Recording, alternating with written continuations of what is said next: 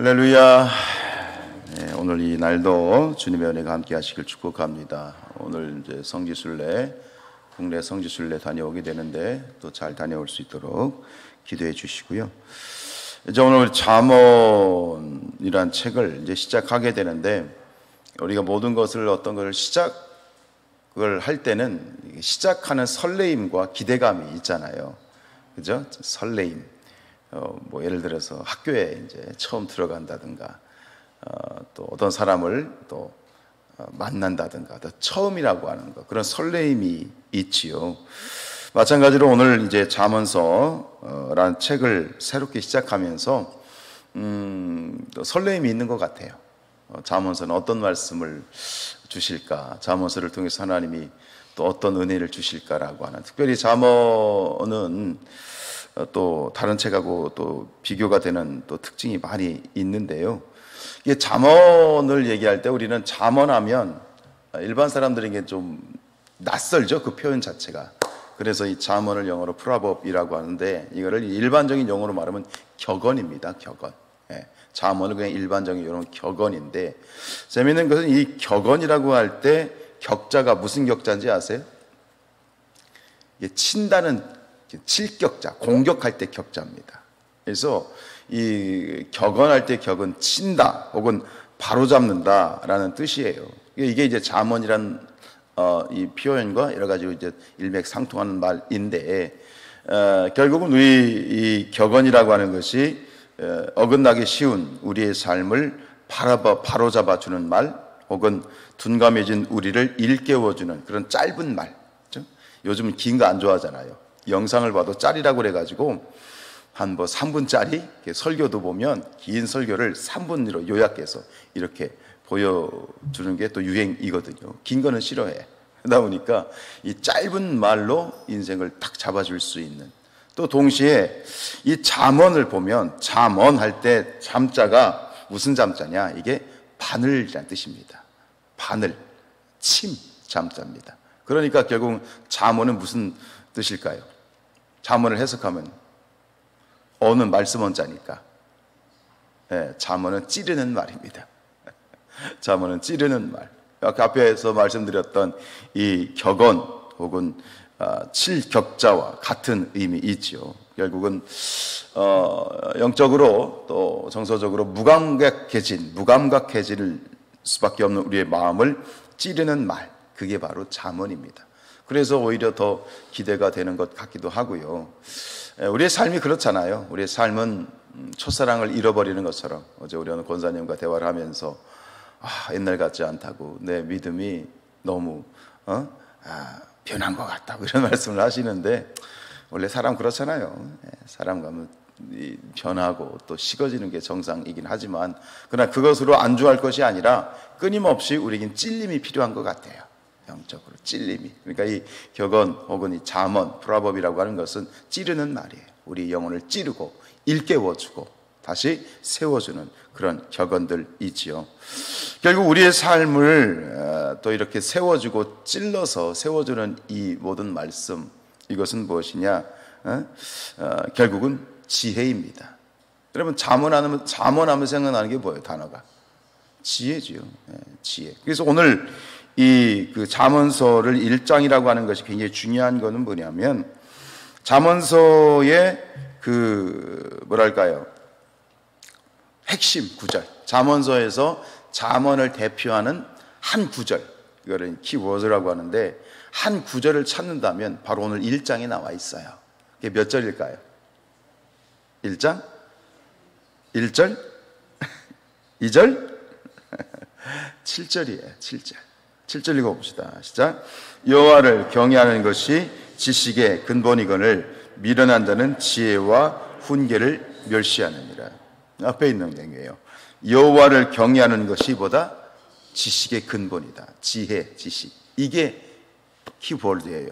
키워드, 즉 핵심 요절입니다. 근데 재미있는 것은, 자, 1장을 시작하면서 여호와를 경외하는 것이 지식과 지혜의 근본이라고 했잖아요. 자, 이렇게 문을 열었잖아요. 잠언서는 모두 31장으로 되어 있어요.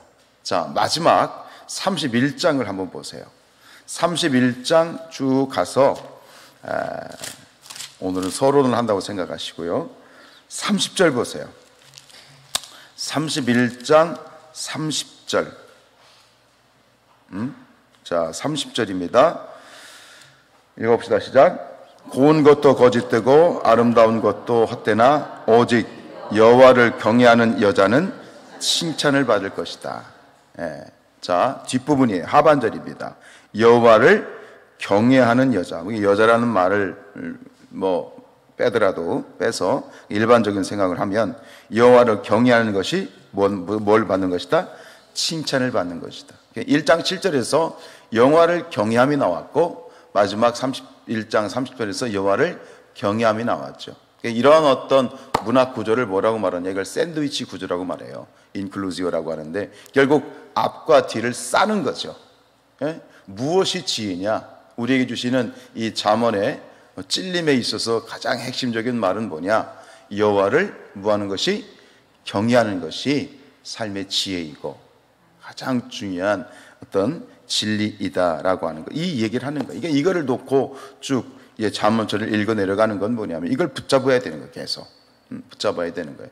이 잠언서의 특징은 뭐냐면 일반적인 앞에서 이 다른 책들과의 그 잠언의 차이점이 뭐냐면 다른 책들은 서사가 있어요. 이야기가 있어요. 흘러가는. 근데 이 잠언은 서사가 없어요. 그냥 단편적인 어떤 그러한 격언의 모음이기 때문에 스토리가 없어요. 그러다 보니까 어찌 보면 이 잠언서를 설교하는 것이 좀 어려울 수도 있고 오히려 반대로 쉬울 수도 있어요. 딱 떨어지는 이야기가 뚝뚝뚝뚝 해가지고 모아놓은 책이기 때문에. 그런데 어떤 이야기를 할 때도 내러티브, 즉 이 이야기로 되어 있으면 재미있잖아요. 옛날 이야기 듣는 것처럼. 다윗의 이야기하면 딱 스토리가 있는데 스토리가 없어서, 그리고 특정한 신학적인 구조가 없어요. 그냥 모아놓은 거니까. 단편적으로 모아놓았다 보니까, 그러니까 잘못하면 이 젊은 사람들에게는 이 잠언이 잔소리처럼 들릴 수도 있는 그런 어떤 한계도 있지만, 그러나 결국 중요한 것은 뭐예요? 이것은 하나님의 지혜가 담겨 있는 책이다. 그래서 오늘 1장부터 9장, 특별히 이 잠언서 1장부터 9장까지는 여러분 보세요. 이 7절부터 보면 8절에 보면 뭐라고 되어 있어요? 내 아들아 그랬죠. 그래서 1장부터 9장까지는요, 이 지혜 잠언이 누구한테 주는 책일까요? 이게 젊은이들한테. 특히 1장에서 9장까지는 이 젊은이들을 대상으로 한 그런 지혜로 그렇게 묶여져 있죠. 다시 1장 1절 읽겠습니다. 시작. 다윗의 아들 이스라엘 왕 솔로몬의 잠언이라. 우리가 보통 이 잠언하면 누가 썼다고 얘기하죠? 솔로몬의 잠언인데 사실은 솔로몬의 잠언만 있는 건 아니에요. 여기서는 많은 사람들의 잠언이 그 격언이 묶여져 있는데 한번 쭉 훑어보죠. 자, 여러분 10장 가보세요. 10장 1절 보세요. 자, 10장 1절 시작. 솔로몬의 잠언이라. 역시 솔로몬의 잠언이라고 되어 있죠. 그 다음에 쭉 넘어가서 22장으로 가보세요. 자, 22장 17절입니다. 22장 17절. 자, 시작. 너는 귀를 기울여 지혜 있는 자의 말씀을 들으라 그랬죠. 여기 지혜 있는 자, 솔로몬이라고 말하고 있지 않아요. 그냥 지혜 있는 자의 말씀을 들으라 라고 되어 있죠. 자, 그 다음 24장 보세요. 24장 23절. 자, 시작. 이것도 지혜로운 자들의 말씀이다. 복수죠. 지혜로운 자가 아니라 지혜로운 자들의 말씀이라 라고 되어 있고요. 자, 25장 1절 시작. 이것도 솔로몬의 잠언이라. 다시 솔로몬이 등장하면서 끝까지 읽어볼까요? 유다왕 히스기야의 신하들이 편집한 것이라.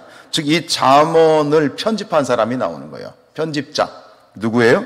히스기야의 신하들이 이 잠언을 편집한 거예요. 모아놓은 거죠. 자, 넘어가 볼까요? 30장 가보세요. 자, 30장 1절입니다. 시작. 이 말씀은 야게의 아들 아굴의 잠언이다 그랬어요. 아굴. 그렇죠? 아굴이 여기서 이제 저자로 나오고요. 마지막 또 31장 1절. 시작. 르무엘 왕이 말씀한 바 곧 그의 어머니가 그를 훈계한 잠언이다 그래요. 그러니까 여기 보면 솔로몬을 중심으로 해서 지혜자들, 여기 보면 아굴 그리고 르무엘과 같은 그런 저자들의 그런 잠언이 묶여져 있는 건데, 그러나 우리는 이 모든 잠언은 결국은 누구의 잠언이다? 솔로몬의 잠언이다. 이렇게 통칭해서 부르는 이유는 이 바로 솔로몬이 무엇의 왕이야? 지혜의 왕이기 때문에 그렇죠. 지혜의 왕. 열왕기상 4장 29절 이하에 보면 이 솔로몬의 지혜를 설명을 하는데 이렇게 얘기해요. 하나님이 솔로몬에게 지혜와 총명을 심히 많이 주시고 또 넓은 마음을 주시되 바닷가에 모래같이 하셨다. 분명히 하나님께서는 특별히 역사적으로 솔로몬과 같은 지혜의 왕은 전무후무한 것이죠. 솔로몬에게 그 지혜를 주셨어요. 그리고 열왕기상 4장 32절에 보면 그가 잠언 3,000가지를 말하였다. 몇 천 가지? 3,000개의 잠언을. 그런 어떤 이 잠언이라고 하는 그 격언이라는 것이 그냥 되어지는 것이 아니라 사람들에게 인정을 받아야 남는 거 아니에요. 그만큼 사람들에게 인정을 받는 그런 아주 주옥과 같은 잠언을 3,000개나 남겼다. 이렇게 지금 기록을 하고 있지요. 여러분, 오늘 잠언을 통해서 내려가면서 저는 저렇게 기도하는 제목이 마음에 뭐냐면, 이 잠언이 사실 우리의 자녀들에게 이 잠언이 아까 말씀드린 것처럼 1장부터 9장까지는 자녀들을 향한 잠언이거든요. 젊은 사람들을 위한 잠언. 이 잠언이 우리 자녀들에게 흘러갔으면 좋겠다.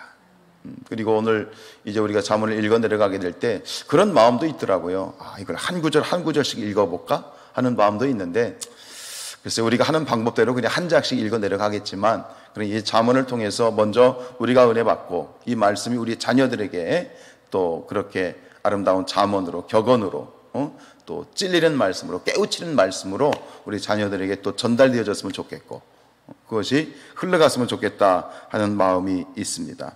무엇이 지혜이냐? 뭐가 지혜죠?